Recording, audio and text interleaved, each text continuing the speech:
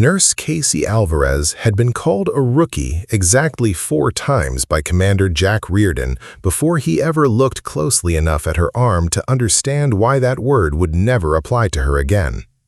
He refused her treatment the first 3 times, demanding a more experienced doctor despite his deteriorating condition. The 4th time, mid-sentence, his eyes caught the edge of a tattoo beneath her rolled sleeve, and every word of protest died in his throat. Casey started at Coronado Naval Medical Center 5 months earlier, 27 years old, young enough in appearance that her actual competence was routinely undermined by simple assumptions about her age. She spoke with quiet confidence during rounds. She rarely backed down when challenged on a clinical assessment. But the specific combination of her youthful appearance and her recent transfer from a smaller facility had built a reputation among certain patients and staff alike that she was still finding her footing. Dr. Wallace Kirkland, the trauma unit's senior physician, contributed to that reputation without fully meaning to. "She's talented for her experience level," he told a visiting specialist during Casey's 2nd month, not lowering his voice enough. "But let's be realistic. She's 5 months into working with a population this complex. Give her another year before you expect her to handle the truly difficult cases independently." The specialist hadn't argued, filing the assessment as reasonable caution rather than dismissiveness. What neither of them knew was that Casey's actual clinical experience predated her civilian nursing credentials by nearly a decade, and that the population Kirkland assumed she was still learning to navigate, elite combat operators with complex trauma histories, was a population she understood more intimately than anyone else on staff. What nobody at Coronado knew, because Casey's file listed only standard nursing credentials from her recent civilian training, was that she had served 8 years as a Navy corpsman attached directly to a SEAL team, deployed repeatedly alongside operators in combat conditions that made hospital politics almost laughably tame by comparison.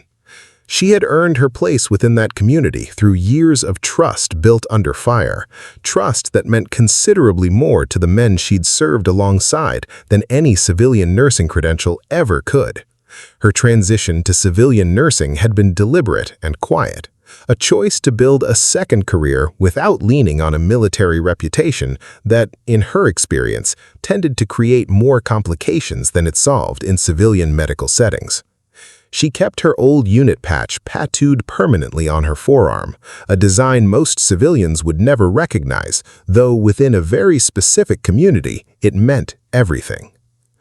Commander Jack Reardon arrived at Coronado on a Tuesday evening, 51 years old, a decorated SEAL commander with nearly 30 decades of service, admitted following a training accident that had left him with a serious leg injury and early signs of a developing infection that concerned the admitting team considerably more than his own dismissive assessment of his condition suggested he understood. Casey, assigned to his overnight care rotation, entered his room to begin her initial assessment, immediately met with a level of resistance that surprised even staff accustomed to difficult patients. "I want a different nurse," Reardon said flatly, barely glancing at her. "Someone with more experience than whatever you've got." "I understand your concern," Casey said, her voice level and unbothered. "But I'm the nurse assigned to your care tonight, and I'd like to start with a basic assessment so we can address that leg before the infection progresses further."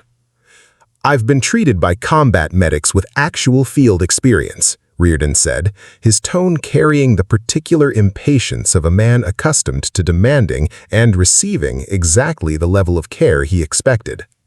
"I don't need a rookie fresh out of nursing school poking around an injury this serious."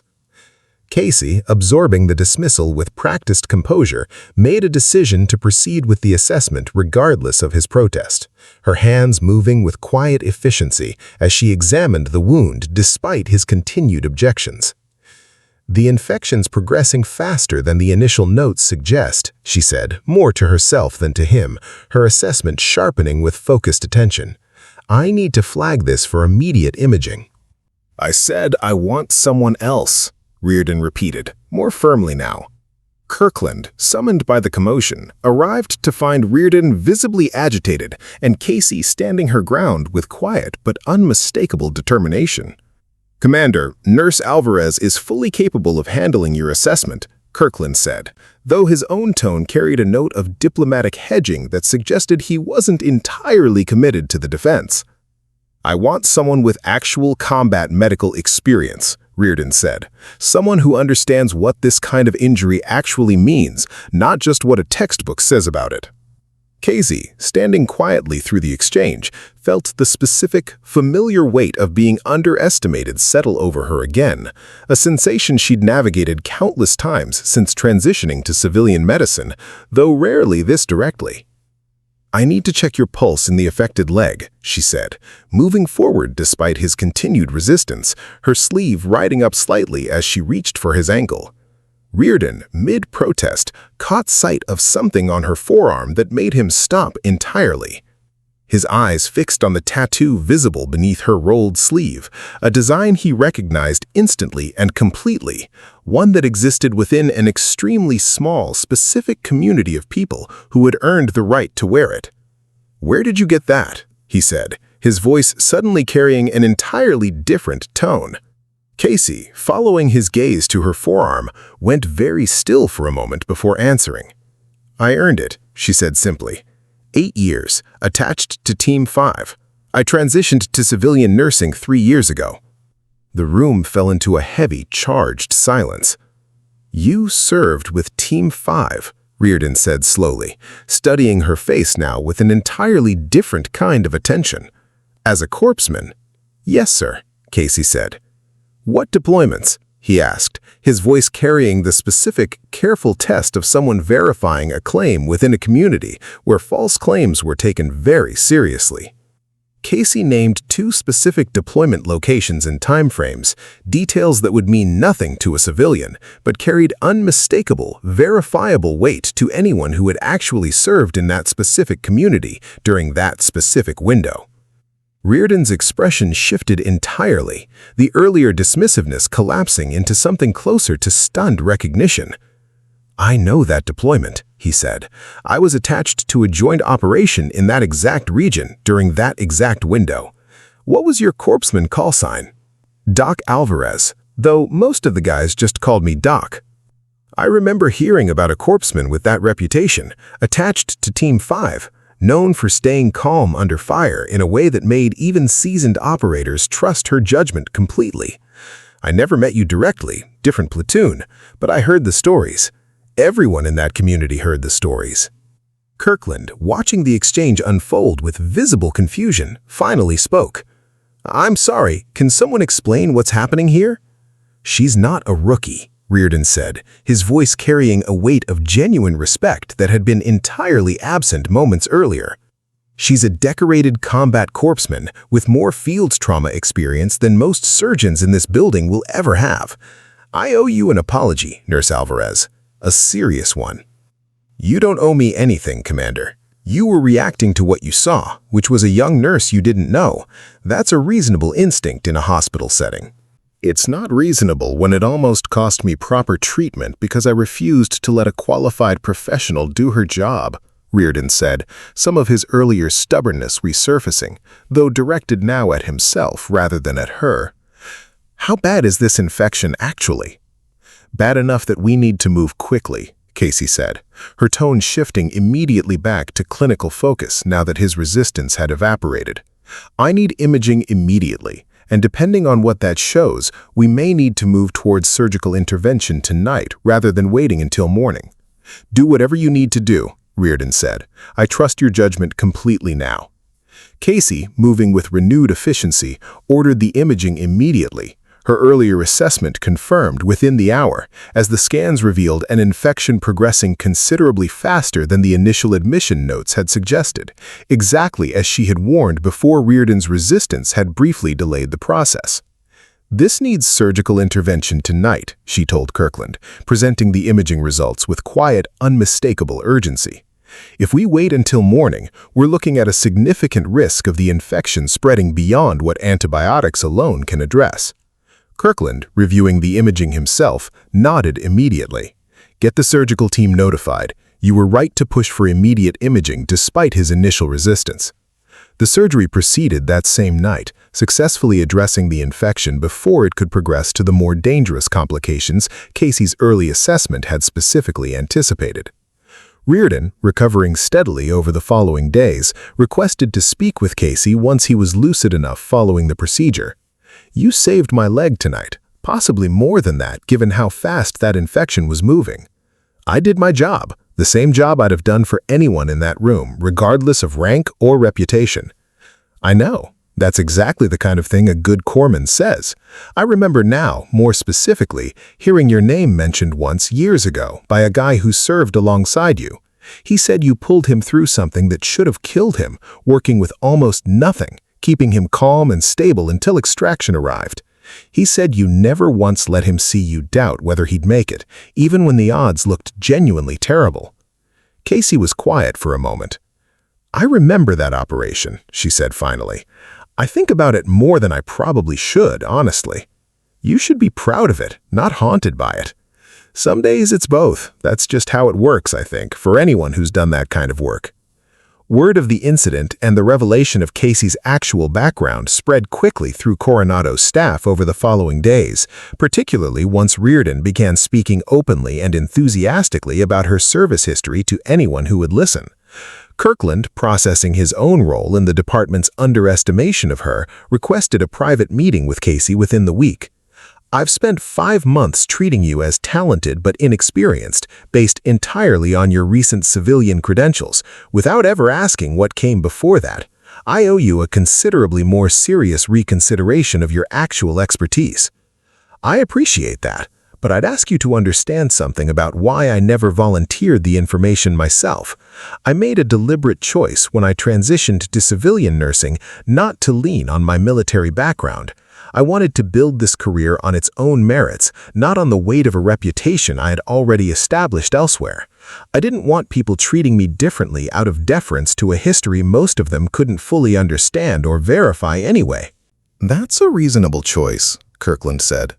"But it also meant this department underestimated your capability for 5 months in a way that nearly complicated tonight's treatment considerably." "That's true," Casey acknowledged. "I think there's a balance somewhere between those two things that I haven't fully figured out yet. Maybe tonight helps clarify that a little." Over the following weeks, Casey found herself navigating a genuinely different dynamic at Coronado. Her military background now known throughout the department, staff treating her with a newfound respect that occasionally tipped into an uncomfortable kind of deference she found almost as difficult to manage as the earlier dismissiveness had been. "I don't need people treating me like some kind of legend," she told Kirkland during a follow-up conversation. "I just need my clinical judgment taken seriously on its own merits, the same as anyone else's." "That's fair," Kirkland said. "I think this department is still figuring out how to calibrate that properly." Reardon, discharged after a full recovery, made a point of formally documenting his experience with Casey's care, submitting a detailed account to hospital administration that emphasized both her clinical excellence and the department's initial failure to recognize it.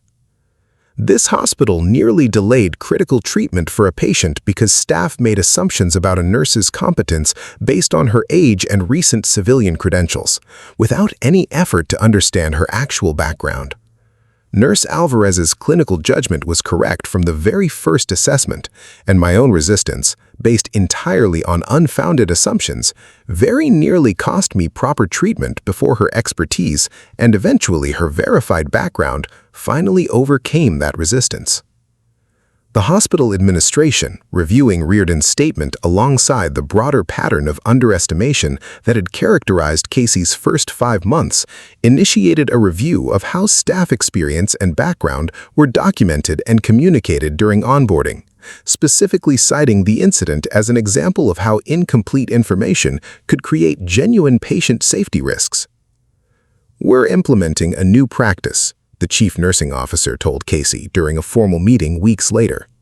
"Staff will now have the option to include a confidential summary of relevant prior experience in their file, accessible to supervising physicians even when that experience doesn't appear in standard civilian credentials.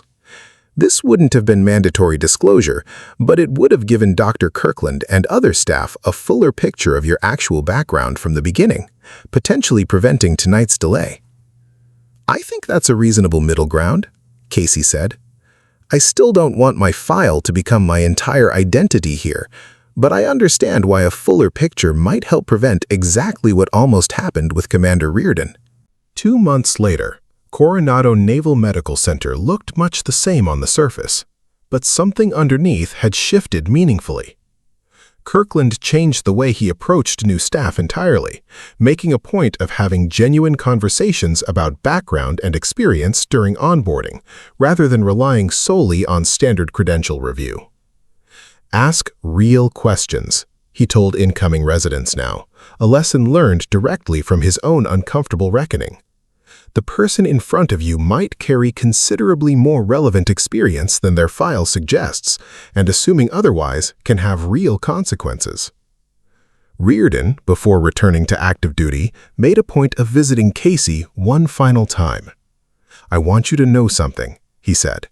"That reputation I mentioned, the one I heard about years ago, I looked into it further after everything that happened. The operation where you kept that operator stable against genuinely terrible odds. It's still talked about within the community years later. You should know that legacy exists, whether or not you ever hear about it directly." "I appreciate you telling me," said Casey, "though I'd think I'd rather be known here for good, careful nursing than for a single operation years ago, however it turned out." "Both things can be true," Reardon said. "The person who did that operation and the person doing this work now aren't actually separate people, even if you've tried to keep them that way." Casey considered that for a long moment. "Maybe," she said. "I'm still working out exactly how those two parts of my life fit together, honestly." "Take your time," Reardon said, "but don't spend so much energy separating them that you forget how much the second part benefits from everything the first part taught you." Casey continued working at Coronado exactly as she always had, quiet and precise, her clinical judgment now taken seriously by a department that had learned, through genuine near-miss consequence, exactly what her initial appearance had never adequately communicated. She still didn't volunteer her military background readily, though she no longer actively concealed it either, settling into a version of herself that acknowledged both halves of her professional identity without letting either one entirely define her. Because everyone at Coronado finally understood what a single tattoo glimpsed at exactly the right moment had proven beyond any argument about age or credentials. Experience doesn't always announce itself through the channels institutions expect to see. The most dangerous assumptions in medicine are often the quietest ones, built entirely on appearance rather than genuine inquiry. Respect earned under the harshest possible conditions doesn't fade simply because the context around it changes.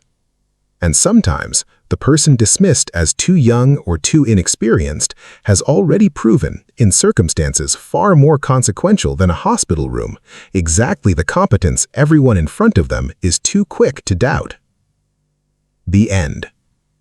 This story is fictional and created for entertainment purposes only.